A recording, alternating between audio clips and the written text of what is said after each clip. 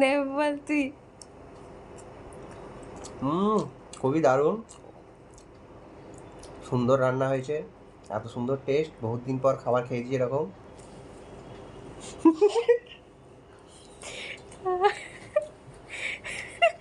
আসসালামু আলাইকুম এভরিওয়ান। তো প্রথমেই দেখলেন আপনারা যে আমার দাদারা, দুটো দাদা ছিল, তো তারা রিভিউ দিচ্ছিল হাসি মজা করে যে কিরম হয়েছে।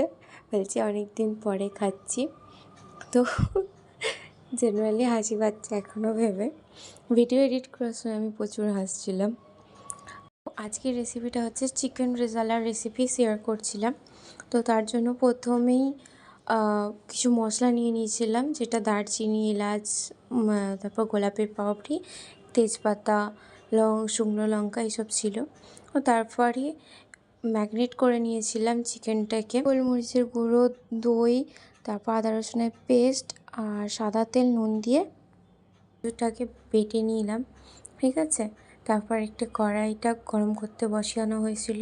কড়াইটা গরম হয়ে গেল, তার মধ্যে রিফাইন অয়েল দিয়ে, তারপর গরম হয়ে গেলে তার মধ্যে পেঁয়াজটা দিয়ে দেবো বেশি পরিমাণে, দিয়ে এটা বেরেস্তা করে নেব, করে এটাকে সাইডে রেখে দেব।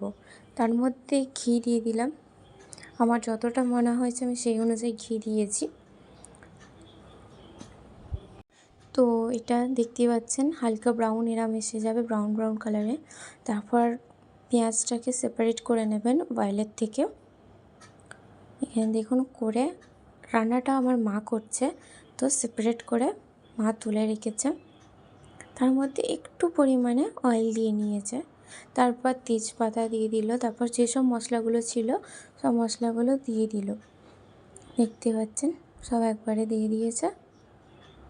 তার মধ্যে আবার কিছুটা পরিমাণে পেঁয়াজ দিয়ে ভালো করে ওটাকে নাড়াচাড়া করে ব্রাউন কালার মতো করে নেবে।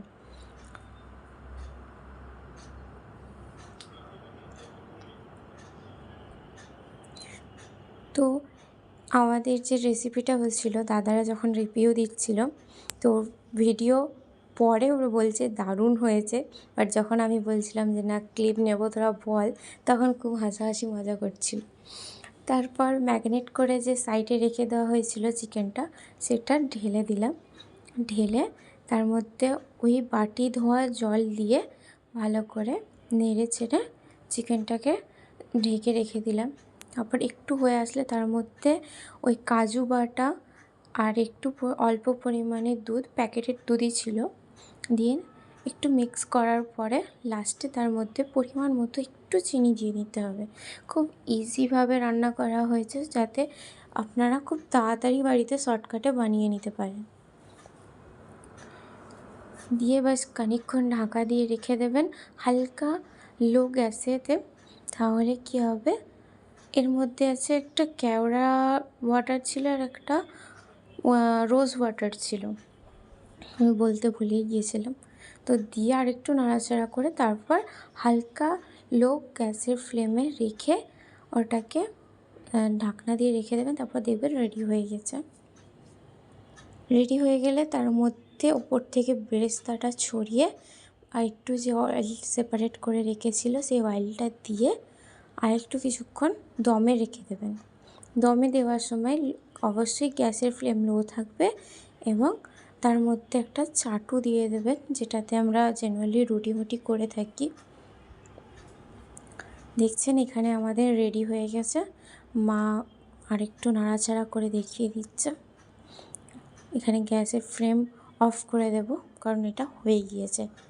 আর সত্যি দুর্দান্ত টেস্টি হয়েছিল। এটা একবার না বহুবার আমাদের বাড়িতে বানানো হয়েছে। তো আপনাদের সাথে এইবারে রিভিউটা মানে রেসিপিটা শেয়ার করলাম। রিভিউ আপনারা বলবেন বাড়িতে বানিয়ে কেমন হয়েছে খেতে। এখানে মা রেডি করছিল প্লেট, এটা আমার দাদা আর ওটা ছিল দাদার ফ্রেন্ড। তো দুজনেই খাওয়ার জন্য রেডি, তাই ওদের খাবার রেডি করছিল মা। দেখুন এখানে আমি ছোট্ট করে একটা ক্লিপ দিয়ে রেখেছি,